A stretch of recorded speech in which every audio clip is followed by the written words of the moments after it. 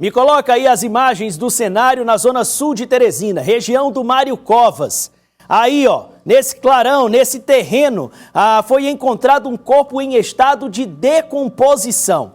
Exame de DNA vai ser necessário para comprovar a identidade dessa vítima. Sabe-se que se trata de um homem, é um corpo do sexo masculino e familiares suspeitam que se trate de um adolescente que era considerado desaparecido lá na região.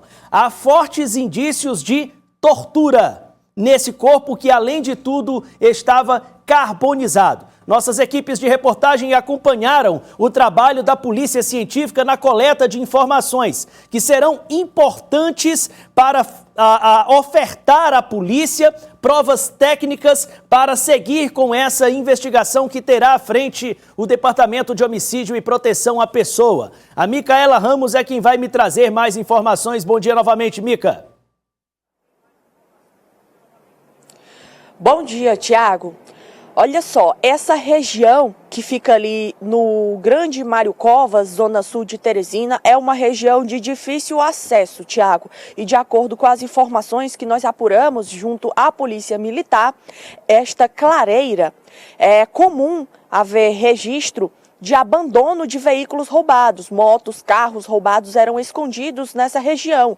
No entanto, de acordo com a Polícia Militar, foi a primeira vez em que foi registrado um encontro de um corpo neste local. E, Tiago, o corpo estava com marcas de pedradas, estava com perfurações que ainda vão ser investigados qual a natureza, se disparo de arma de fogo ou perfuração de outra natureza. E, além de tudo, o corpo ainda estava carbonizado e em avançado estado de decomposição.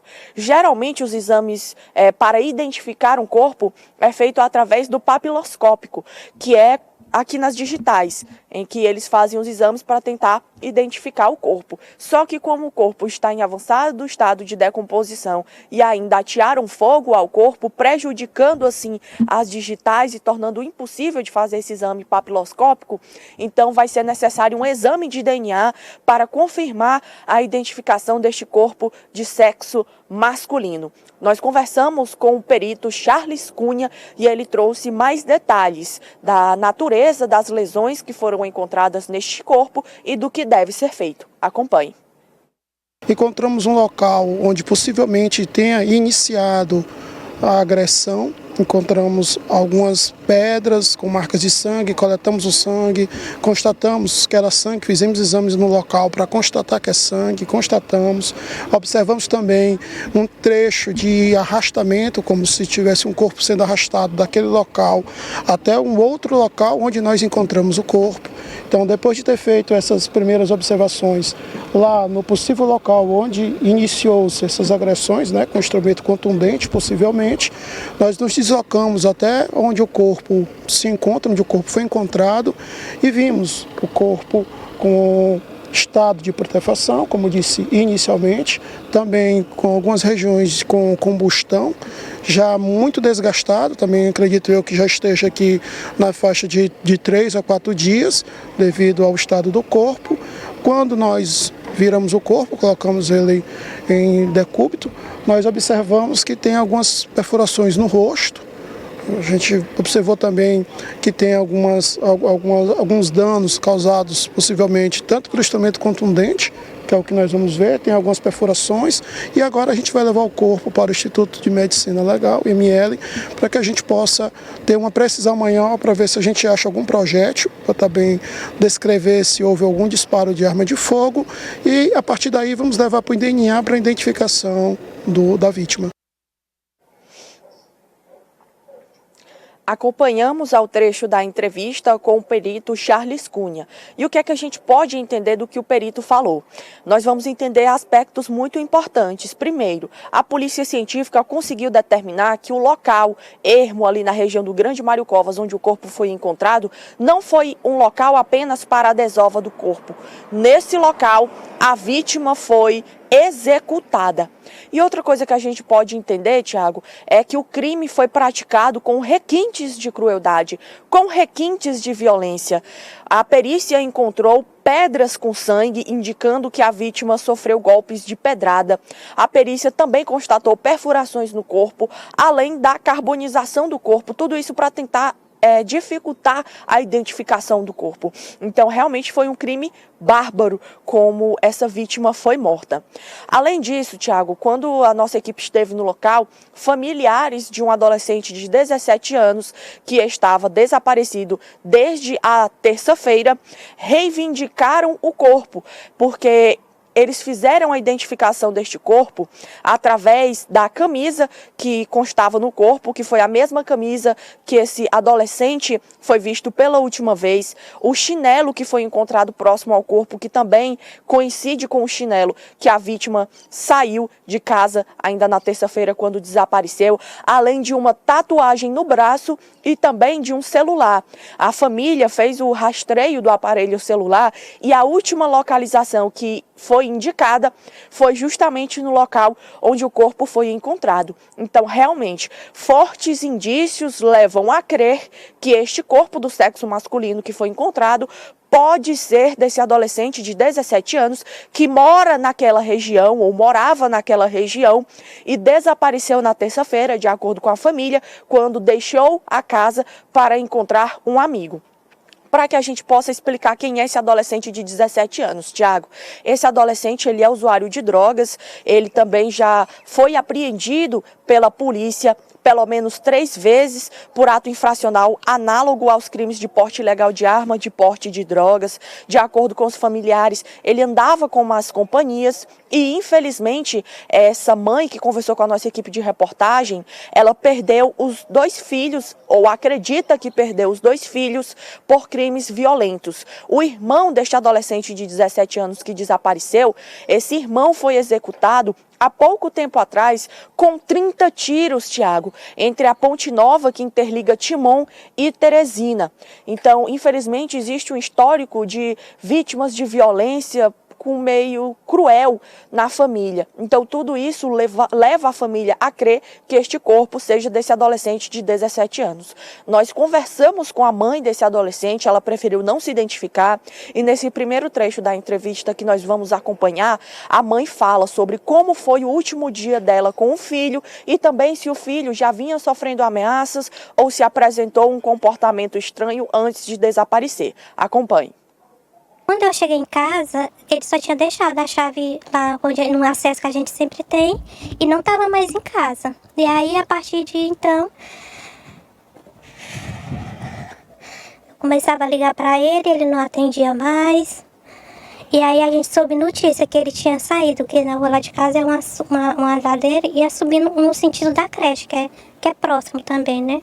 E daí ninguém mais deu notícia do meu filho, ninguém mais deu notícia dele. Ele levou o telefone. E ontem, quando a gente estava rastreando o celular, estava dando realmente aqui. O celular estava dando para cá. E a gente está desconfiado desse rapaz que ligou para ele e chamou ele, né? E uma ex-namorada dele que teve em casa. Ela tinha costume de estar lá em casa, de passar 2, 3 dias. Tinha costume de estar em casa, né, lá. E aí, nesse dia, nessa terça-feira, ela foi para lá. Por volta de 6 horas, de 5h30, ela foi embora. Ele falou com ela pelo Instagram, porque quando ela chegasse, para avisar, aí ela chegou. E ela disse que nesse intervalo que elas estavam pedindo aplicativo para ir embora, esse rapaz ligou para ele, aí ele disse que só ia botar ela para ir embora, tomar banho e ia no encontro dele. Então, nesse trecho da entrevista, a mãe desse adolescente de 17 anos que morava na região e que desapareceu na última terça-feira, essa mãe relatou que suspeita de um amigo que teria ligado para o filho dela e que marcou um encontro com o filho dela antes dele desaparecer. Então, tudo isso leva a crer a mãe que aquele corpo encontrado é do filho dela. E então eu perguntei para ela qual é o sentimento que fica no coração de uma mãe que pode ter encontrado o corpo do filho que está desaparecido. A resposta dela é surpreendente. Confira. Eu, na verdade, eu acho que eu estou aliviada no sentido de que achei meu filho. Porque a angústia de a gente não ter notícia de um filho, eu acho que é a pior coisa que tem no mundo. certa angústia de não saber, de não ter visto pela última vez, de não ter falado.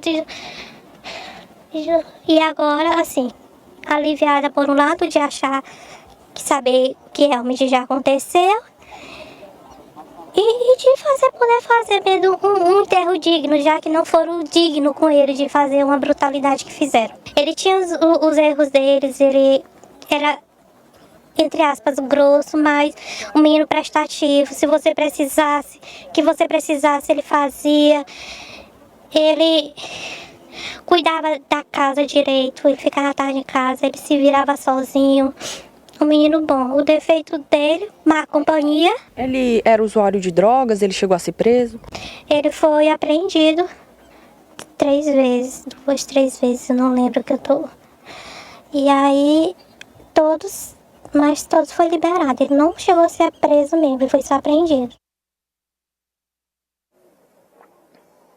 Que relato forte, né, que a gente acompanhou de uma mãe que estava com o coração angustiado, com o filho desaparecido, sem notícias, e depois ela, sob forte comoção, suspirando, chorando a perda do filho que ela acredita ter encontrado o corpo lá na região do Grande Mário Covas, na zona sul de Teresina. Ela falou também sobre quem era o filho dela como pessoa, né? Diz que ele tinha os defeitos dele, que ele poderia ser grosso algumas vezes, que deu trabalho um pouco no sentido de ser usuário de drogas e de ter sido apreendido outras vezes, mas mãe é mãe, né, Tiago? E a quem nos assiste.